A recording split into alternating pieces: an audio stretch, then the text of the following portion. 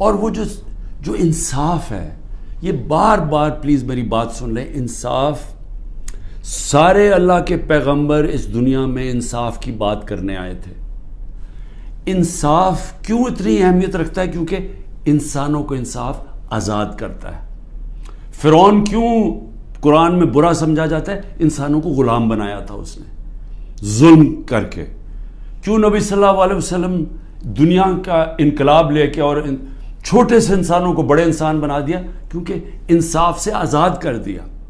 لا الہ الا اللہ نے لوگوں کو آزاد کر دیا۔ تو جو میری تحریک تھی انصاف کی، وہ اصل میں آزادی کی تحریک تھی، کیونکہ انصاف آئے گا تو لوگ آزاد ہوں گے۔ اور جو میرا سارا تجربہ تھا دنیا کا، جو مغرب کو میں نے دیکھا، تو وہاں کیوں لوگ جاتے ہیں نوکریوں کے لیے؟ کیوں وہاں خوشحالی ہے؟ کیونکہ لوگ آزاد ہیں۔ لوگ آزاد کیوں ہیں؟ کیونکہ وہاں انصاف ہے۔